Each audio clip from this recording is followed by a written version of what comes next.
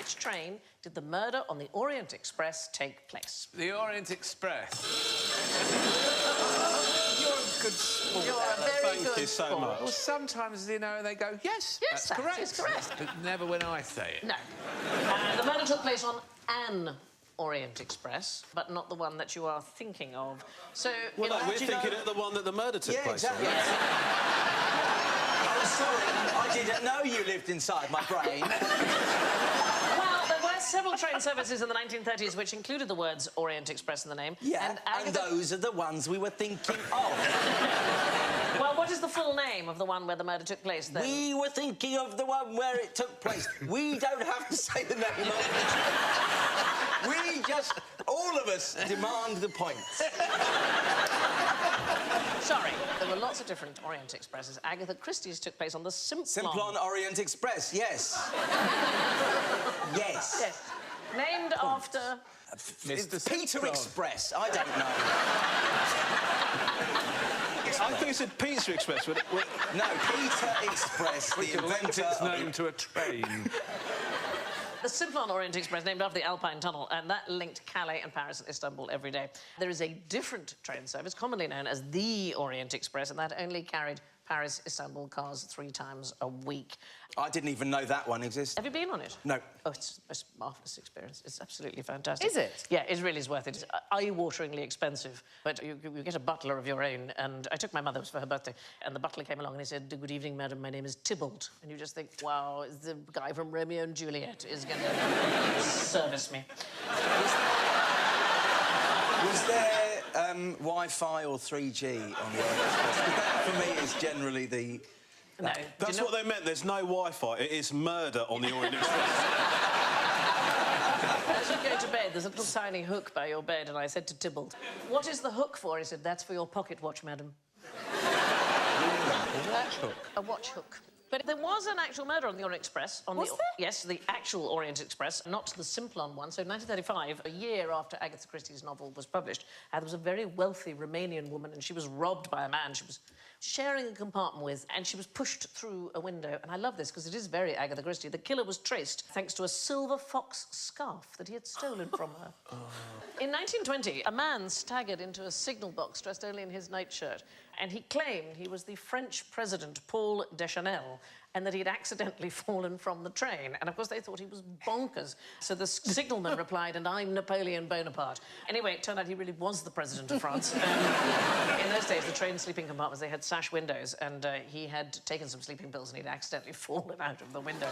Do you know the irony is, if they had Wi-Fi, could have just Googled him? Yeah. And he would have solved that straight away. See?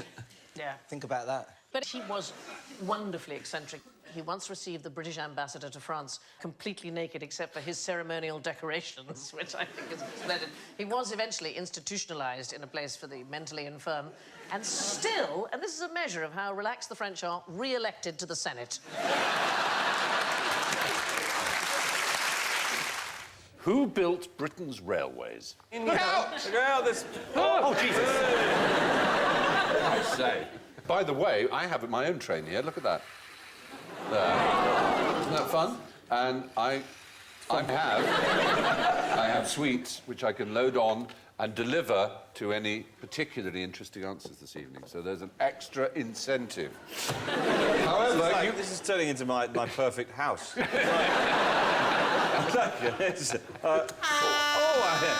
More toast, please. Wallace and Gromit. But you have first to address the question of who built our railways. Richard Branson. Oh, no. It's not elephants. Large creatures were trained to trample down areas of Britain to be very, very flat. The railway mouse. Well, you're right, actually. That because... Well... Sweet. That's a treat. That's a treat. You're right, actually, comma, in saying... Same word, comma. In saying that railways had to be flat in the days when they were built in Britain, which were the very earliest days because we were the country that invented the steam locomotive and the railway system. And they weren't powerful enough engines to go up hills or to go even really round bends, so they had to be straight and they had to be flat. Were they built by the wrong type of builder? Well, at the time, they thought they were the much-mocked navvy. They were called navvies. They were mostly Irish. Yes, and they were an extraordinary example of man muscle. They really were. It took a year to train a navvy. Whoa, You look fed at them on meat and beer. No Dagenham smiles there, very tightly done trousers. And they... A Dagenham smile? The Birmingham to London track took 5 years to build and was the equivalent in work of building 1.5 Great Pyramids. It was an astonishing feat. Astonishing. These people were incredible. As I say, it took a year to train them. They lived on beer and meat, and they could outperform any other manual labourer. I mean, farm workers would be exhausted after a quarter of a day that the navvies could do. I hear once that the Trans-Siberian Railway, which was meant to be a straight line, the Tsar got a ruler and he said, I want the railway perfectly straight, like this. And he got the ruler and he drew a line like that, but his fingers were over the edge. And in a couple of places, it did a big sort of detour like that. He went, build me that, go away, you, like that. And they went, oh, we better build it like you said. So they had to build 2 very big curves, That's a lovely thought again. That's a lovely thought. I'd always assumed that the first railways that was... All very well. Hey! We've got a sweet. Oh, let's get someone on the scene and go straight there now to see what's happening. It's absolute pandemonium, Stephen. Oh, you had your sweet yet? I haven't had it yet. Oh, I'm not very good at being a back controller. The right place. Can't be a virgin training. How can a passenger hold up a train with a cheese and tomato sandwich? Just leave it in a bag and a rucksack by itself. Yeah, that's true. Put the sandwich on the tracks. Well, sort of. Sort of put the sandwich on the tracks. I know stuff. But... You were in that day, weren't you?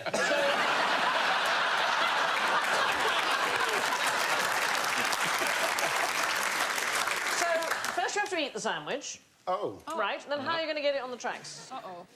Oh, by flushing the toilet. You're absolutely right. So, tomato seeds have a casing that allows them to survive the trip all the way down through the human digestive system intact. Oh. Human excrement is an excellent fertiliser, and it has caused so much trouble because tomato plants are actually growing onto tracks in the UK from train toilets being emptied. People haven't eaten tomatoes. I think this is a really positive story of hope. Yes?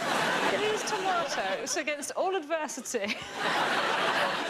In Norwich, I don't know if you've been to Norwich Station, it's a beautiful station, and it's got a glass roof, and it acts like a giant greenhouse, and passengers are not doing as they're told. They are flushing in the station. Not shitting on the platform, now. They're leaning over the platform. No, they're flushing on the train in the platform. Oh, I see. Surely it's been years since they actually dumped the loo on the... No, so 1 in 10 trains still dumping directly onto the track. They say that by 2019 it will all be over. But why does the tomato plant stop the train going? It's like they're small plants. Should we make trains stronger? It's a plant, it grows, isn't it? If you grow one in a poo, the tomatoes are massive.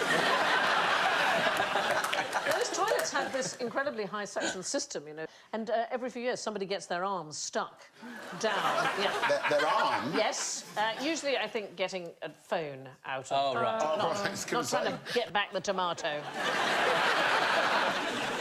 In France, in 2011, it took fire crews 2 hours to rescue a man who'd got his arm caught down the toilet, and eventually they carried him away on the stretcher with the toilet bowl still attached. Were they trying to get to him up through the toilet? I don't Pull you right through, we'll get you right through. I'm not going to get right through, you need to pull me out this way.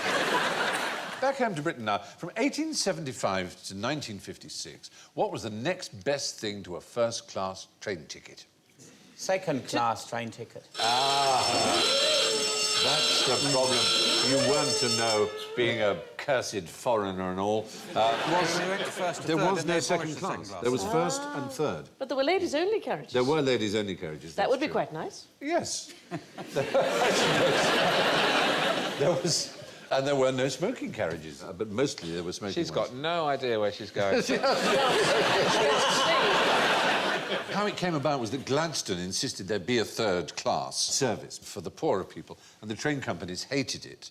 And so they ran these useless services that were third-class only, which were known as parliamentary trains that were no good to anybody, just to apply the law. And then they had an even smarter idea, and they said, oh, we'll upgrade the third class to second class, but call it third class and get rid of the second class. So we're obeying the law by having a third class, but it'll cost what second class used to cost. It's a very bizarre British solution.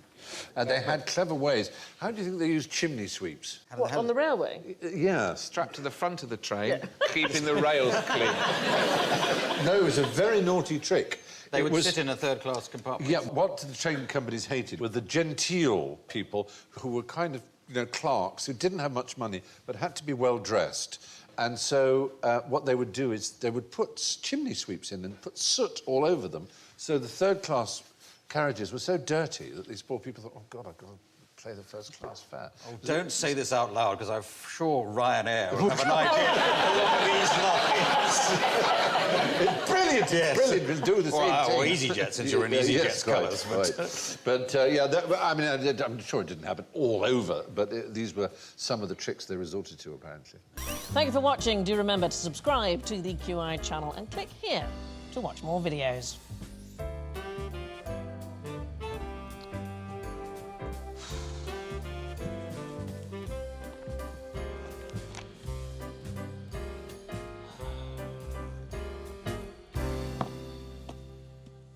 Well, please, come on, pick something.